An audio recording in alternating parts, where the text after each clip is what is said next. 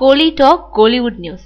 எழில் இயக்கத்துல விஷ்ணு டாப்ஸி நாயகி. வெண்ணிலா கபடி குழு படத்தோட கதாநாயகனா அறிமுகமானவர் விஷ்ணு. முதல் படம் தவிர இவர் நடிச்ச ஏனைய படங்கள் சொல்லிக்கும்படியா அமையல. கடந்த வருடம் இவர் நடிப்பில வெளியான முண்டாசுப்பட்டி ஓரளவுக்கு வெற்றி அடைஞ்ச படம்.